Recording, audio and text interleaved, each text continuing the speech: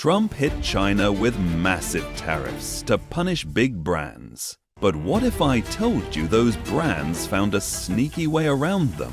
Today, we're exposing the jaw-dropping secrets Fortune 500 companies don't want you to know, and how they're dodging billions in taxes while you pay the price. Imagine Main Street small businesses watching costs skyrocket while corporate giants barely flinch. What if I told you that while mom-and-pop shops scramble under crushing new tariffs, the world's biggest brands aren't paying the same sky-high rates?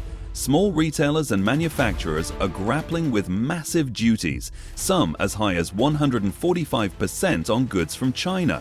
Yet companies like Nike, Apple, and Columbia seem almost unscathed. How are they doing it? In broad daylight, through clever legal loopholes and customs tricks. And yes, it's 100% legal. The stage is set for a story of two Americas, one where the little guy is being squeezed by tariffs, and another where corporate titans have quietly found hidden passages around those costs. In early 2025, President Trump unleashed sweeping new tariffs on imports, an industrial-strength trade war unlike any since Smoot-Hawley.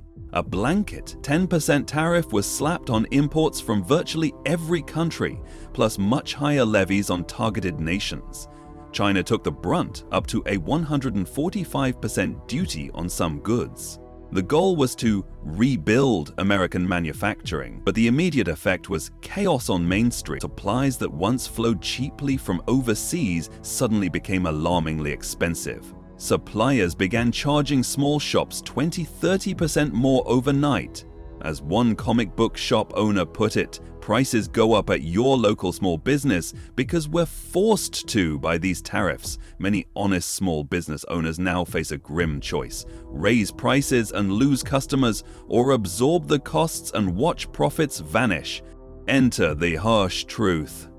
The impact of Trump's tariff surge is anything but equal. Small businesses operating on razor-thin margins have been blindsided by the erratic whiplash effects of changing trade policy.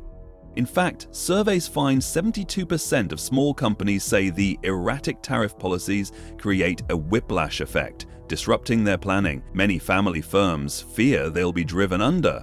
One Massachusetts game maker said tariffs have disrupted a quarter-century of healthy growth and put him on the verge of insolvency. Meanwhile, big corporations quietly turn the same challenges into opportunities.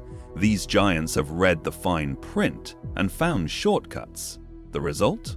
What's a disaster for small businesses is barely a dent on corporate balance sheets. It's almost like the rich kid in class who peeks at the answer key while the rest of us sweat through the exam. Brands like Nike, Apple, and Columbia legally dodge tariffs using smart strategies, redesigning products to fit lower duty categories, tariff engineering, paying duty on factory prices, first sale rule, reclaiming tariffs on exports, duty drawback, shifting assembly abroad, using duty-free zones, and breaking up invoices to reduce taxable value. These aren't loopholes for billionaires, they're legal tools any savvy business can use to cut tariff costs by up to 99%. Big brands are redesigning products to slice their import tax. Think of it as harmless product tweaks with big savings. For example, Nike's Converse brand adds a fuzzy felt layer to the bottom of Chuck Taylor's sneakers, not for comfort, but so customs will call them slippers instead of shoes. Slippers carry only a 6% tariff versus 20% or more on athletic shoes. Once those fuzzy soles wear off, Converse won't care. They've already saved millions in import fees. Columbia Sportswear does something similar. Its designers add tiny hidden pockets or ribbed waistbands to women's shirts. These additions qualify the garment for a lower duty category. A plain blouse might face a 26.9% duty, but add one of Columbia's chapstick pockets and the duty drops to around 16%. The end user barely notices. To customs, it's a completely different product. Trade experts call this tariff engineering, and it's perfectly legal. Customs only cries foul if they audit and win in a court case. In one case, Ford even took vans shipped as passenger vehicles, removed the seats after import, and paid a 2.5% car duty instead of 25% truck duty. Nut. Until it got caught and settled for $365 million. The lesson? Design your product so import duty is minimized. Next up is the first sale rule. Normally, import duties are based on what you pay your overseas supplier, but under US law, you can sometimes trickle the tariff down to the factory price. Here's how it works. If your foreign supplier acts as the importer of record under a DDP, delivery duty paid, contract, customs lets you calculate duty on the price the manufacturer charges, not the marked up price you ultimately pay. In plain English, say a gadget costs the factory $10 to make, but your supplier charges you $20. With first sale, tariffs are levied on $10 instead of $20, immediately cutting your duty bill in half. This isn't tax fraud, it's a court-approved loophole from 1988. Yet most importers never ask for it. Big brands, however, insist on DDP terms and keep meticulous records. Their accountants love telling customs, "We already paid the factory price, we'll pay duty on that." It's as if they say to customs, "Why tax the markup when you can just tax the base cost?" Small sellers often miss this trick, but it can be a game changer if properly done. What about goods that come in and then go back out? Duty drawback is the US government's own refund program for exactly that. If a company imports products or parts and later exports them or destroys them, it can claim back up to 99% of the duties paid. Picture this.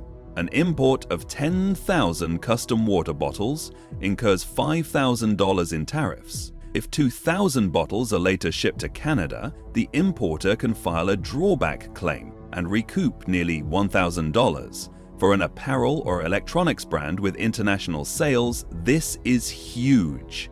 Corporations routinely claim drawback on returned inventory or exports abroad. Small businesses can't easily skip duties, but if they sell some inventory overseas or destroy defective goods, they too can get a refund. The paperwork is complex, which is why many ignore it. But for those who apply it correctly, duty drawback effectively undoes a chunk of the tariff they already paid. As one trade expert put it, if you're selling internationally and not filing these claims, you're leaving money on the table. Some brands legally dodge tariffs by changing the product's country of origin, assembling Chinese parts in Mexico to label them Made in Mexico and avoid China-specific duties. Others use bonded warehouses or foreign trade zones, delaying or skipping tariffs until goods enter US commerce. Savvy importers also split invoices, separating non-taxable costs like software and royalties so duties apply only to the physical goods, cutting their tariff bill by up to 20%. Each of these tactics is well known in trade circles.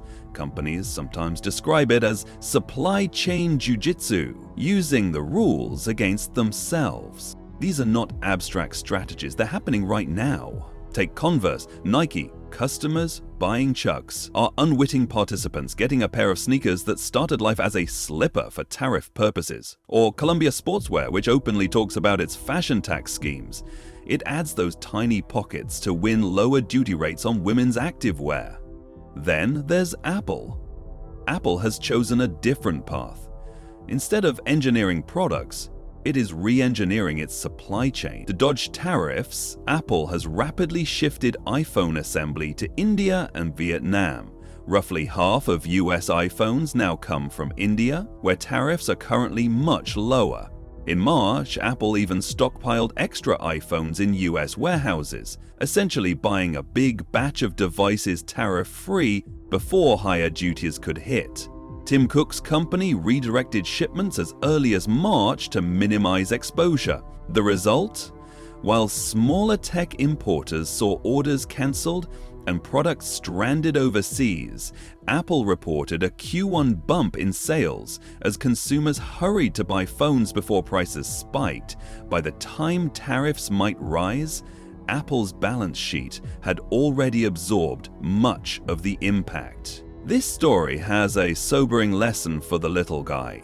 The same rules that let Fortune 500 companies slash their tariff bills are on the table for any importer who digs in, but most small businesses don't even know to ask. If your business imports goods, you could potentially halve your duty by invoking the first sale rule, or get back money with drawback, or trim your tariff by tweaking your product design. The trick is educating yourself.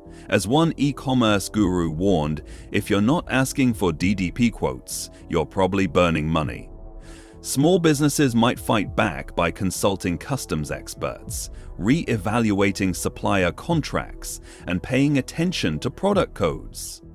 Essentially, they must become students of the customs code, just as much as they are students of retail. The situation remains uneven. Big companies can hire lawyers and logisticians. Small shops often can't afford that.